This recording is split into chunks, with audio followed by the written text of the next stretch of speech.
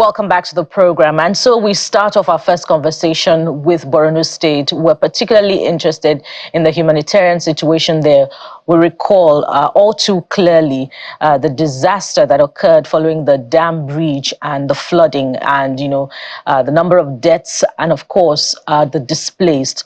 We have very, very telling images about the humanitarian situation, and we hear that some of the camps are at full capacity right now. So let's check with government officials and see how they're managing this situation. And joining us to have this conversation this morning, we have the Commissioner for Information in Borno State, Professor Usman Tar.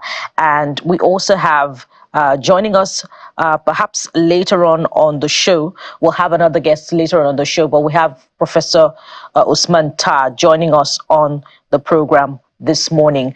Let's start with Professor Usman Tar. Good morning, and thank you for joining us on the program. Can you hear me, Professor? Professor Tar?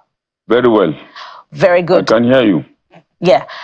Bring us, give us a sense of the management of the humanitarian camps right now, the numbers, and are many more people, joining the shelters? No. Actually, we are experiencing exit of those IDPs that have been processed, those that have been given the initial startup pack and their resources, those whose homes have dried. Most of them have left the camps, they have returned back home, and they have started reconstruction with the disbursement that has started already. Actually, we have two categories of camp now. Those that have experienced exit, some of them total exit, some up to 90% exit. Then we have camps that are still having substantial numbers. So what we have decided to do is to do camp merger, to merge those camps that are having more numbers. And the camps that are being exited, that are being emptied and cleaned, are actually schools. 40% of the camps are primary and secondary schools. And we have worked hard to empty those camps, to convince the remaining IDPs to go to the merged camps. So that is what we are working on. And actually, as I said earlier, a lot of the IDPs have actually returned back home. Because the Maiduguri is drying, the surface water has dried up significantly by over 80%, and people are actually going home. But we have a few camps in which we are still dealing with, significant numbers, and we are doing well. Please provide clarity.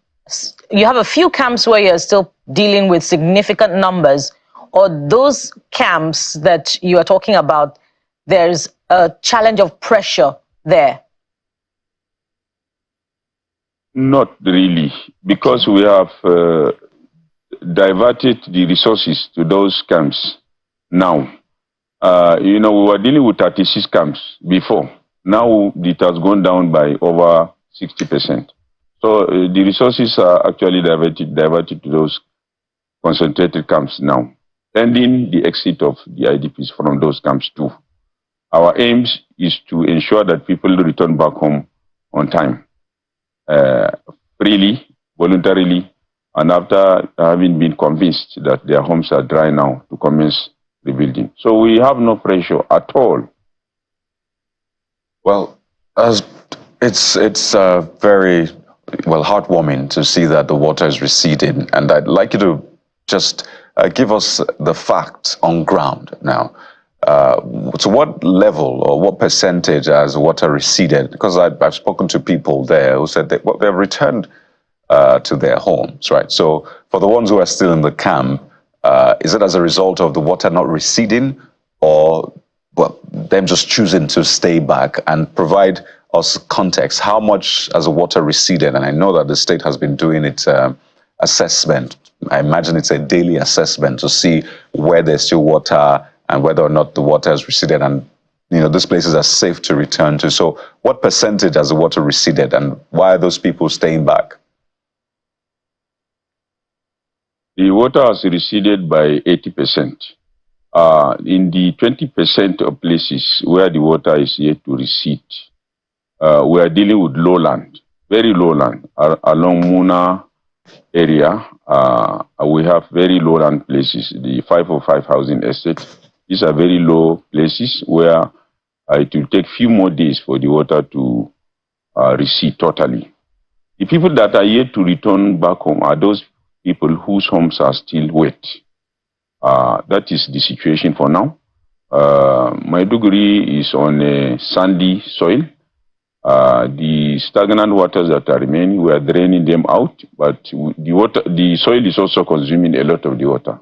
We anticipate that in the next few days, water will dry totally. Just few days, inshallah. All right.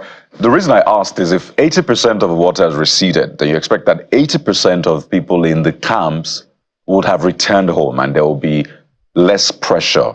80% is a lot. So I expect that 20% are the people still left. But hearing that the camps are still filled is a bit, conflicting.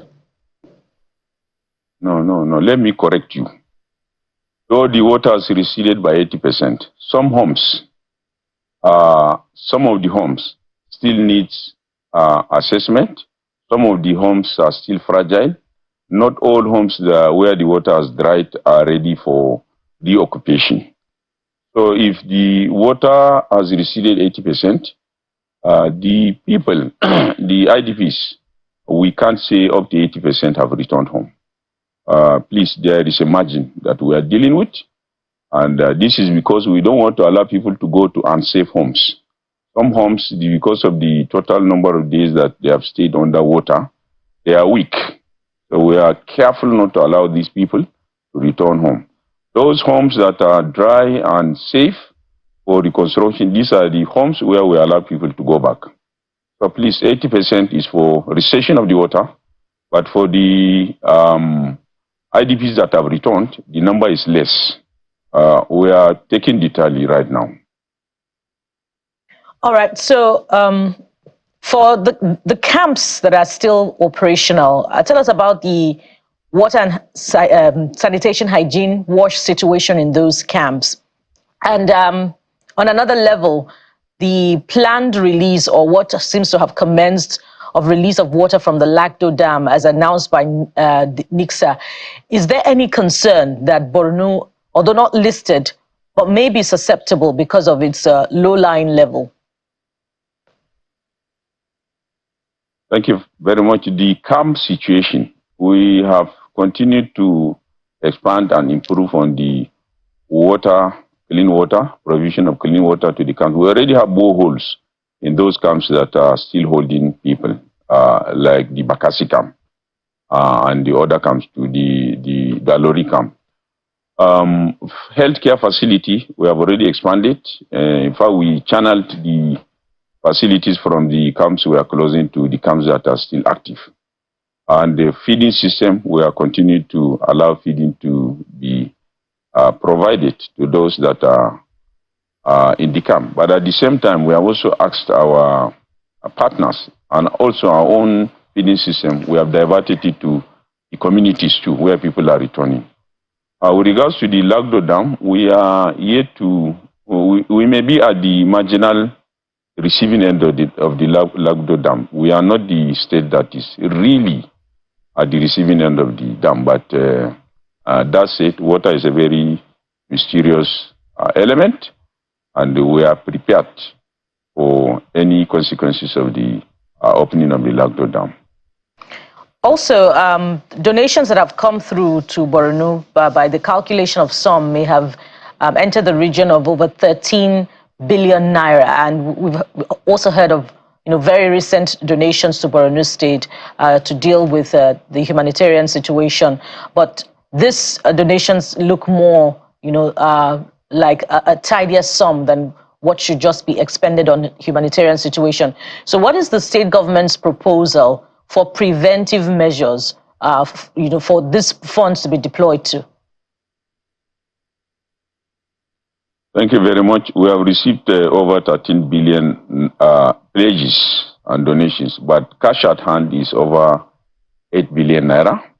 And those pledges is, the bank processes and so on. We anticipate to receive all the 13 billion naira, and it's still counting. People are still donating. Organizations are still donating. I want to use this opportunity to thank our donors for their kind hearts and for the show of emotion. Most of the donors actually came to Maiduguri. They did not send it virtually. Most of them came to Maiduguri and gave the donation, and we are very thankful to all of them for that. For those that sent virtually through the bank, we are also very thankful.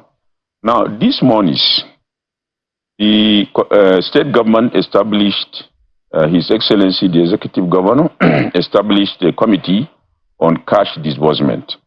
The committee comprises, government officials, that is the director monitoring. We have university professors. We have representatives from EFCC, armed forces, and donors. So it's a very all-encompassing committee. The committee has independence to, determine its the eligibility criteria for homes that are to be supported. So the resources, the committee is going to use the resources to provide cash support to households who were affected by the flood. It will also provide cash support to businesses that were affected by the flood. The committee is to commence, it is to commence its disbursement any minute from now. So those resources, His Excellency has assured the public, the donors, that every kobo will be channeled for the purpose of recovery, nothing else. We'll break down what recovery means, but I just want to speak to the redemption of the pledge, because I know that some groups had appealed to those who had, promised, donated, and all of that to redeem the pledge. So you say you have 8 billion cash at hand, so that will leave at least 6 billion left to be redeemed. Am I correct? Yes. Okay. It's not yet to be redeemed. Some of them are already lodgement in the banks. Right. If a donor donates, like Abdussamad Rabiu, he donated 2 billion naira, 1 billion cash, 1 billion in kind. That one has to go through the bank. It takes time for the due process and due diligence to be effected. That is the reason why some of the delays that you are seeing. Otherwise, in the coming days, we anticipate that these donations, they will all trickle into the account. So we have no problem whatsoever. We are very, very delighted with the donors, and we are very convinced with their show of emotion. Nobody will come all the way to Maiduguri, pledge 10 million naira, 20 million, 100 million, and then, not to redeem the pledge. Many actually came with their checks, and we lodged the checks. Some of the checks takes time because of the interbank transfer processes. Right. So we have no problem whatsoever. All right.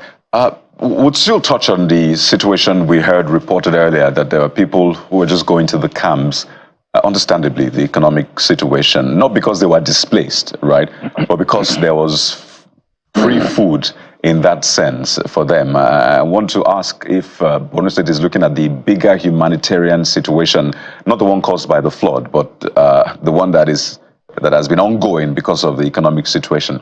But I want us to still talk about the recovery process, right? So you said that all of these monies will go into recovery. So let's break down recovery. There's the dam bit. They said that 400 million naira had been spent on the dam, which you understand there's the old and the new dam. The one that broke. So is recovery going to go to that part as well to ensure that this does not happen again? Is recovery also going into investigating what exactly happened so we can come to a closure and say, oh, this is what happened. If there's anybody that needs to be probed or reprimanded, this is what we're doing. And if there's something we need to do to ensure it doesn't happen again, we're doing it. So how is that being handled, Commissioner?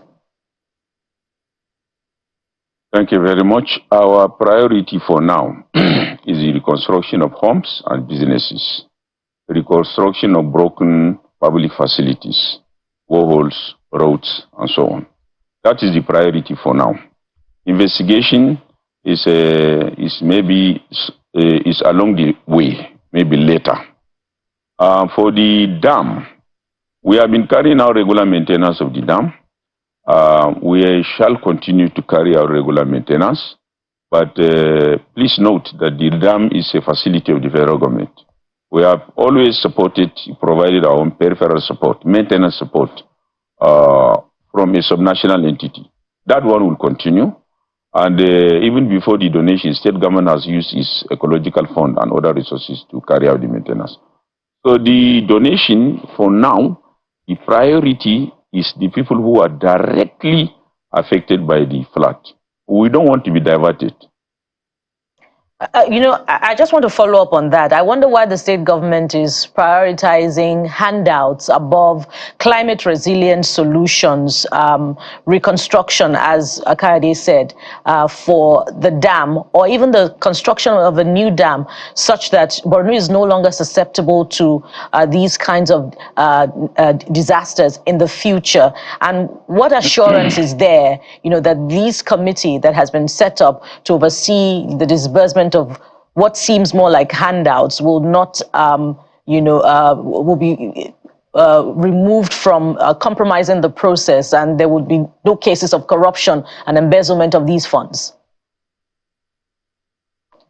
I want to take serious exception to your mention of all this handout and corruption. There is nothing like a small handout. It's a big disbursement will commence going into the families. The handouts that you see of 10,000 naira is from the resources of the state government prior to the disbursement of the donations. The donations now will go out in big chunks to the affected families and businesses. So please don't say it's a handout. In addition, we are also investing in climate resilience, of course, and also in the dam too. But that one will take time. We have sat with the two ministers of water resources, visited Borno State, they visited the dam, and they promised to look into sustainable, longer-term reconstruction and management of the dam. All this, we have to sit down with the federal authorities in order to look into sustainable and longer-term management and issues of climate resilience with regards to the dam. Even prior to the flooding, Borno State government has invested heavily in climate resilience, in public enlightenment, in carrying out constructions of dikes, of edifices that will support climate resilience using our budgetary resources. So we now have an additional resource. And all these resources will go into not only provision of support for families, for households, but also for bigger issues of climate resilience, of environmental protection, and so on. His Excellency, the Executive Governor of Borno State, has assured all donors that the resources shall be utilized judiciously.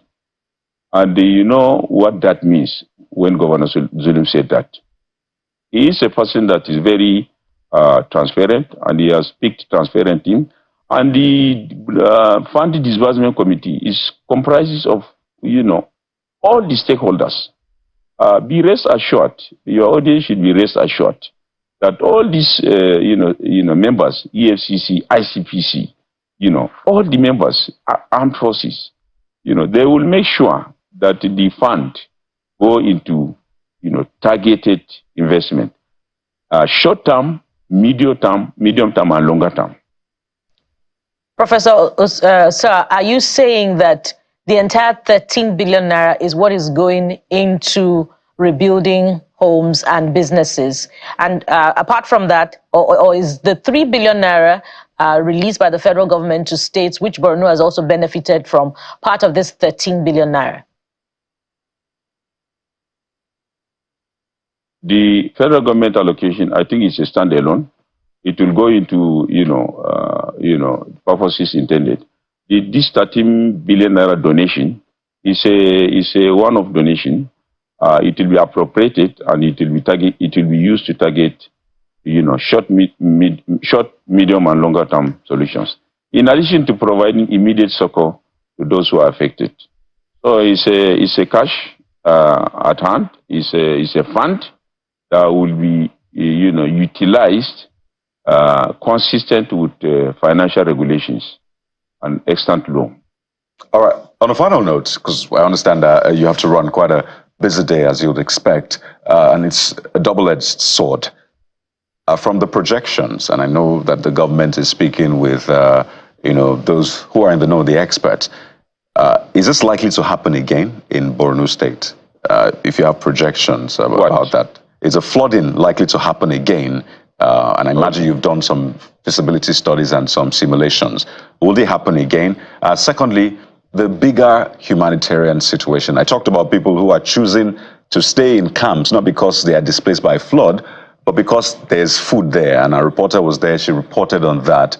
So is there also some move to deal with the bigger humanitarian situation as a result of the economic, conditions? Thank you very much. Whether the flood will happen again or not, well, the projection showed that, the last time this flood happened at a lower scale was 30 years ago. So even if it will happen in the future, our projection, based on the expert assessment, is that it will take a long time before this kind of event happens again. And we have a sufficient time to, build structures that will withstand any future occurrence. And the fund will be partly used for that.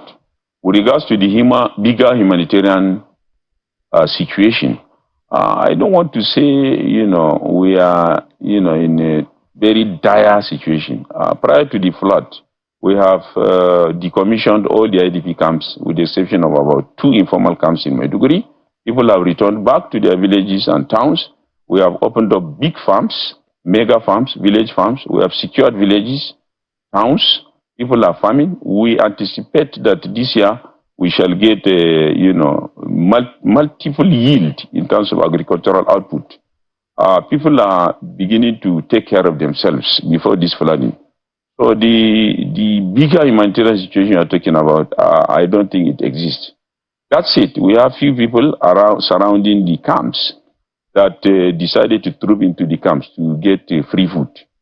If you want to call this bigger humanitarian situation, well, what we have done is to ask these people to return back home. And His Excellency, even while we invest in agriculture and sustainable livelihood, His Excellency, the Borno State government has continued to, provide food palliatives to the people because close to the harvest time, hunger level rises in Borno State. So we have closed the gap by providing food to communities at that. This is the time. Probably this is the reason why some people trooped into the camps. But we have taken care of the situation. I want to submit that we are not in the dire humanitarian situation that you are trying to depict. All right. Professor Usman Tar, I want to thank you very much. And we hope that the funds that have come to Borno as a result of the disaster that happened some weeks back will be deployed to transformative purposes such that wealth can be created in Borno State. And when we return next time, we'll be talking about people that are empowered, not a majority of the population, just visiting IDP camps because of hunger. Thank you very much for your time on program. We've been speaking with the Commissioner for Information, Borno State, Professor Usman Tar. Thank you very much. Thank you so much. And we continue yet again with this level of conversation. This time around, we'll be talking with Mr. Kundia Epemilo Philip, an environmentalist, farmer, and public analyst and politician. Good morning and welcome to the program. Thank you for holding on. Thank you. Thank you for having me. Staying with Borno, the Commissioner for Information has provided assurances that there is no pressure in the camps, and indeed the wash situation, that's the water and hygiene in those camps, is in place, fully in place, and the people are being fed. I'd like you to confirm if these are if this is the situation from your own observation in your work in those areas as well. Yeah, well, You know, yeah, people have been fed and they wash their things that have been put in place to ensure that people are well fed and their hygiene. But what is worrying is the number. There is a camp that has about 38,000 people, and about 6,000 people have been added to that camp. Now, the number is much. We are talking of a very huge number of people, and you know what needs to go there, the amount of things that need to go there for those people to be comfortable, and that is the problem. Yeah, there might be provision of things, but the number of people in those camps, it's overwhelming, and it can be much. So yeah, like the honorable commissioner said, the government and other sister agencies and donors are helping to see how they will cushion the effect of the flood and what is happening at the camp. But the number is overwhelming, and it will take a lot for people to be comfortable. That is the situation. Like you mentioned, I didn't hear much of what the honorable commissioner said because of the network. So I wouldn't comment much on that on that regard.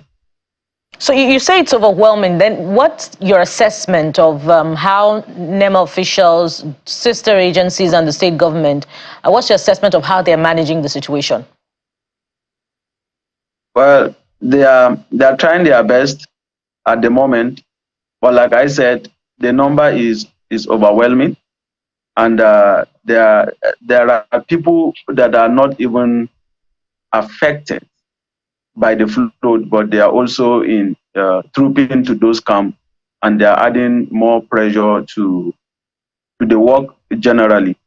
But NEMA as an organization and the state government and other sister agencies are collaborating, and they are doing so far so good. They are doing well, and we hope that it will, in the days that are coming, it will be much better. Right. So let's talk about your constituency, farmers, because farmers are also at the receiving end. We've seen flooding wash farmlands, Kaduna and other parts of the country. Imagine that Taraba has had its fair share as well. So speak to us about how this is affecting food production. This is a time we need all of the food we can get. So when we see flooding coming to impact that, is clearly not what we want to see. But give us a picture of at least how it's affecting farming, production of it, and eventual harvest in general. Yeah, I think many areas that are lying on the coast of the river Benue and the environs have a lot of problems in time that are caused as the consequences of this flood that came. So many farmlands in those areas have been washed away. Other crops have been covered by water, and of course, this is going to affect food production this year. There's nothing that can be done at the moment because those areas are actually where farmers usually have bumper harvest, but those areas have been covered by flood. And some of the crops, like we discussed earlier, they were stunted. Their growth process was stunted because of the drought we had. And this is just the time that most of the crops are trying to recover back, and it is coming at the time that a flood is coming. And this is not just the end of it, because there has been alert that the dam at Cameroon would also be open, and many people have been advised to evacuate their area.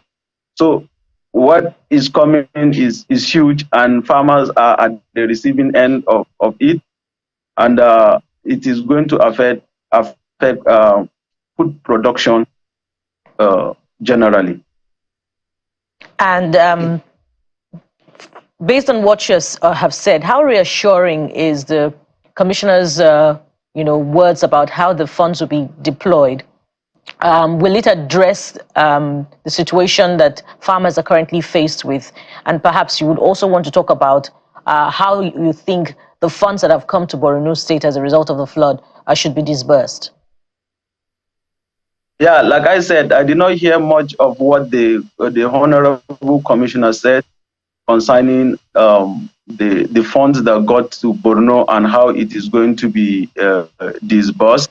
Let me help you out I don't with know that. what model. Let me help you out with that. He says that the funds will be deployed to reconstruction of homes and businesses. That's what he said. So, well, I don't know the model they are going to use, but farming should also be taken as a business.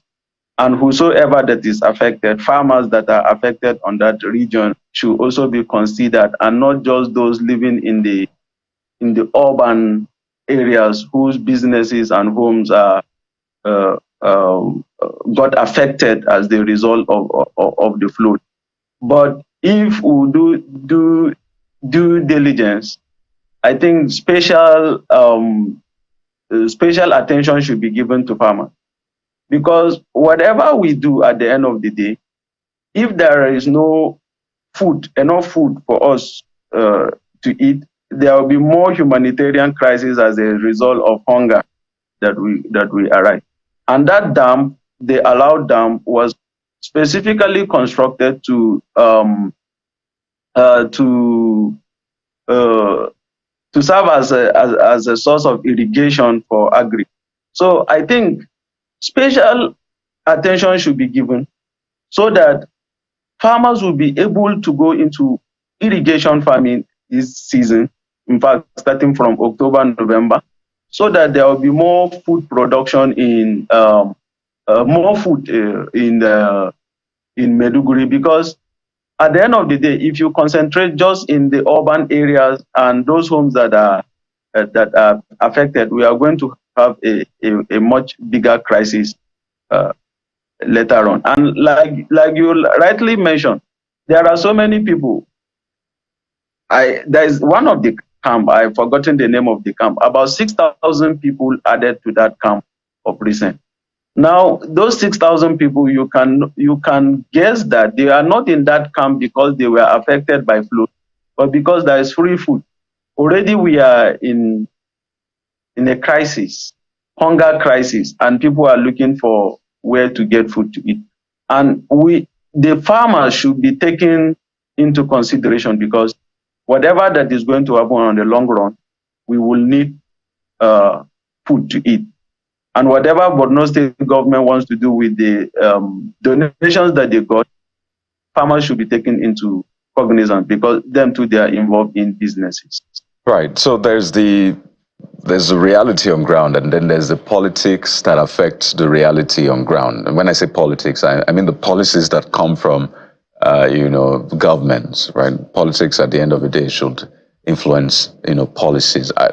You've seen the approach of the government at the federal and state level, federal government taking the lead regarding environmental issues, food production, and the rest. And I wonder, as a player in that sector, are you feeling the impact? Because the government has said, well, they are making major milestones. Ministers spoke to the country yesterday ahead of the 64th independence anniversary, and they said, well, there have been landmark achievements of this government. Even the president has said that ministers should go out and speak about the work they're doing so Nigerians will know. So let me use you as a test.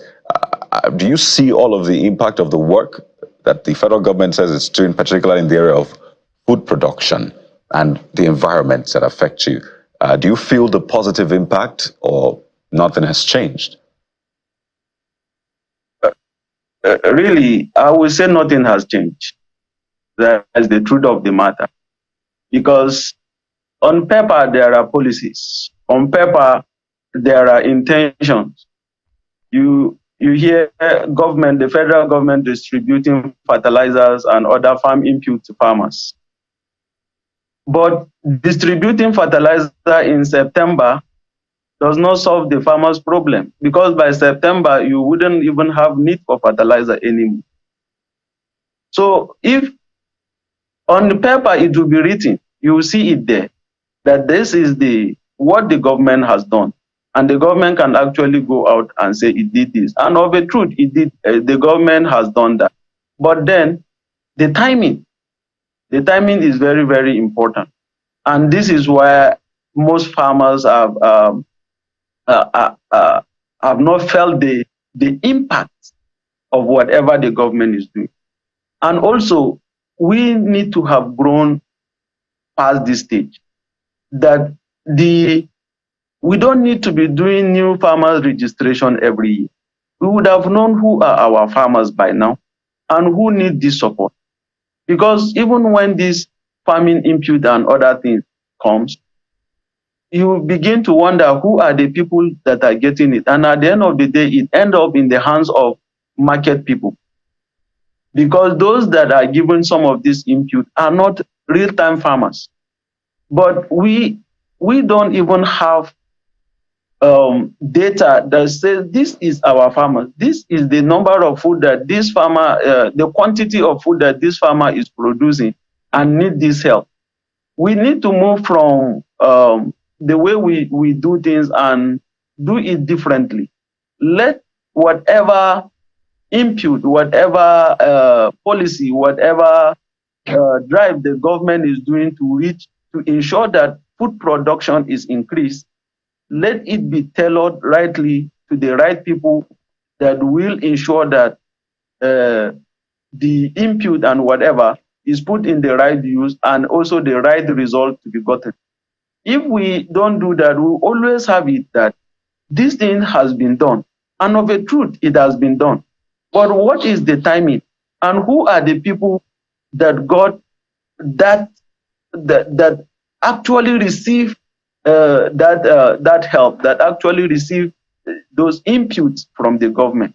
This is what is at stake at the moment, because most farmers are only struggling by themselves to see how they will be able to help themselves and sustain their businesses and trade.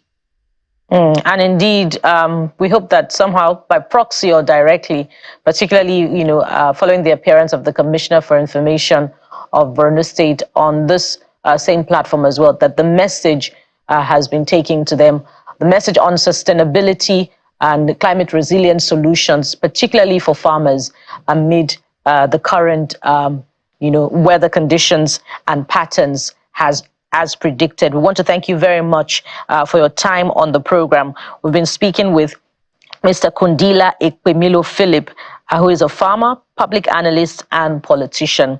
Mr. Philip joins us from Taraba State. Thank you so much for your time on the program. Thank you very much. Thank you, Father.